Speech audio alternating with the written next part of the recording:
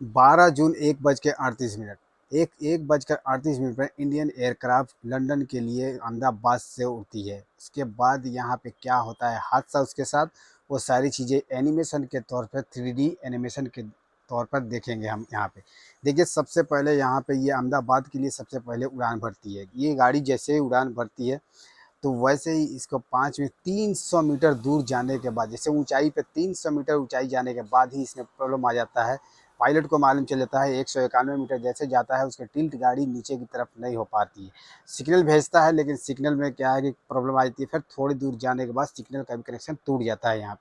फिर ये जाकर सीधा एक हॉस्टल में, यानी कि मेडिकल कॉलेज का हॉस्टल होता है, उस हॉस्टल के ही ऊपर गिर जाता है ये प्लेन। और यहाँ पे हादसा हो जाता है। यहाँ पे 241-42 मतलब पैसेंजर थे, क्रू मेंबर था। उसमें से कोई भी मतलब बचने का चांस नहीं हुआ। जैसे कि आप लोग जानते हैं कि दुनिया भर में बहुत सारे एयरक्राफ्ट के एक्सीडेंट होते रहते हैं, उसमें सर्वाइवर का कोई भी चांस नहीं रहता है। इस गाड़ी का बोइंग 787 इसका नंबर था। इस एयरक्राफ्ट का इंडिया का एयरक्राफ्ट था। ये अहमदाबाद से ही मतलब टेकअप करने वाली थी लंदन के लिए। 12,000 लीटर इसमें फ्यूल टैंक में मौजूद था। यहाँ पे इसके विंड में ही होता है, मतलब जो भी पेट्रोल होता है इसके विंड में ही होता है। कोई भी जहाज हो उसके विंड में ही होता है। यहाँ पे जाकर इस कॉलेज के हॉस्टल पे गिरता है और गिरते ही मतलब ब्लास्ट कर जाता है।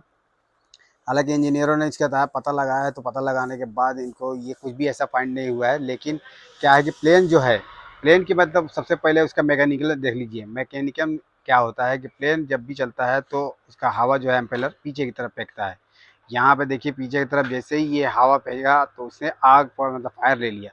फायर लेने के बाद ये गाड़ी टिल्ट नहीं हो रही थी, ऊपर नहीं जा रहा था ना नीचे आ रही थी।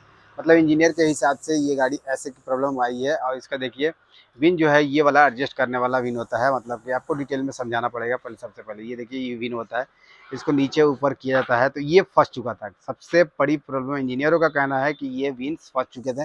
फंसने के कारण ना गाड़ी ऊपर जा रही थी ना नीचे आ रही थी एयरक्राफ्ट, तो इसलिए ये प्रॉब्लम आया। तो यहाँ पे देखिए जैसे ही प्लेन यहाँ पे रनवे पे जैसे कि फुल स्पीड में रनवे पकड़ लेता है। यहाँ पे जैसे ही रनवे पे पकड़ने की कोशिश करता है और उड़ान भरता है, उड़ान भी सक्सेसफुली ये टेकअप कर भी जाता है ज़मीन से। यानी कि ये टेकअप कर चुका होता है। टेकअप करने के बाद देखिए यहाँ पे टेकअप ये कर चुका है, कोई प्रॉब्लम नहीं आई। सारी चीज़ें मतलब चेक करके ही उड़ी थी गाड़ी ये प्लेन उड़ने के बाद यहाँ पे देखिए एयर जो है, एयर फ्लो जो इस तरह का होता है, ठीक है ना।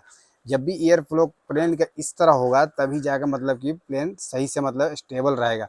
लेकिन जब टिल्ट होने लगेगा ये वाला कुछ भी नहीं हिलेगा तो फिर तो फिर तो फिर दिक्कत हो सकता है। यहाँ पे प्लेन का दिक्कत यही हुआ कि ये टिल्ट नहीं हो पाया, इसलिए ये प्लेन क्रश किया। देखिए ऊपर की तरफ नहीं जा रहा है, इसका एयर फ्लो जो है नीचे की तरफ ही आ रहा है। यहाँ पे जो है ऊपर जैसे ही फ्लाई करता है, फ्लाई करने के बाद 300 मीटर जाने के बाद इसको मालूम चलता है, पायलट को मालूम चलता है कि अब ये गाड़ी की व्हील मतलब कि नहीं घूम रही है। नहीं घूमने के कारण क्या होता है कि यहाँ पे जैसे ही उसको मालूम चलता है तो वो तो उसको मैसेज देता है, मतलब कि ब्रांच में इसको मैसेज करता है कि भाई मेरा ये गाड़ी काम नहीं कर रही, विन काम नहीं कर रहा राइट साइड का। तो जैसे ही वहाँ पे जब थोड़ा दूर जाने के बाद वो सिग्नल भी उसको कट जाता है, कट ऑफ हो जाता है, ना टिल्ट होता है ना कुछ भी। तो फिर ये प्लेन जाकर सीधा अहमदाबाद के एक मतलब मेडिकल कॉलेज पर ऊपर ही गिर जाता है। वहाँ हालांकि वहाँ पे सिविलियन की भी काफ़ी सिविलियन की भी मतलब डेथ हुई है, ऐसी बात नहीं है। होता है तो प्लेन का जो ओनर होता है, अगर प्लेन की गलती है तो 1 करोड़ रुपया मिलता है, और अगर प्लेन की गलती नहीं है तो 1.5 करोड़ रुपया मिलता है। अगर एडिशनल एडिशनल हम लोग पैसेंजर मतलब कि एज ए पैसेंजर अगर हमने बीमा कराया होगा तो उसका भी 50 लाख रुपये एडिशनल जुड़ेगा। तो यानी एक पैसेंजर को 2 लाख रुपया देना पड़ेगा। ये टाटा की मतलब कि प्लेन थी भाई। ये टाटा मतलब प्राइवेट हो गई है तो इसलिए टाटा को ही भरना पड़ेगा। 242 आदमी को 1-1 करोड़ रुपया देना होगा और इंश्योरेंस वाले भी देंगे। लेकिन अगर मैकेनिकल प्रॉब्लम आता है और कुछ और प्रॉब्लम होगा, इसमें क्या होगा, अगर क्रू मेंबर की गड़बड़ होगी मतलब इसका चेक किया जाएगा, सारा एप्लीकेशन होगा। उसके बाद अगर ऐसा प्रॉब्लम हुआ तो फिर इनको भी देना पड़ेगा इंश्योरेंस वाले को। तो इंश्योरेंस वाले भी पैसा यहाँ पे देंगे।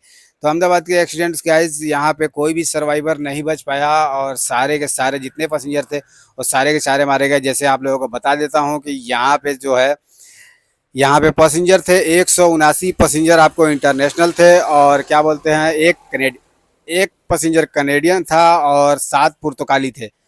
और फिर 8 इसमें 8 क्रू मेंबर भी थे और भी सारे मतलब लोग थे। वो कोई भी मतलब कि बच नहीं पाया। अभी तक का सूचना यही है, लेकिन आगे का क्या होता है जब इसको बॉक्स में देखा जाएगा कि आखिरी न्यूज़ क्या है और उसमें मैसेज आखिरी क्या भेजा गया है, उस बॉक्स को चेक करने के बाद मालूम चलेगा कि हाँ मतलब कि कौन बचा और कौन नहीं बचा। मैं मतलब ये था कि आपको 3D में 3D के मतलब से बता दिया जाए कि इसका मैकेनिकल कैसे काम करता है और ये गाड़ी कैसे फैली और कैसे एक्सीडेंट हुआ। ठीक है गाइज, तो आप लोगों को आई होप कि समझ में आ गया होगा इस दुर्घटना के बारे में कि किस तरह ये दुर्घटना हुआ। जय हिंद।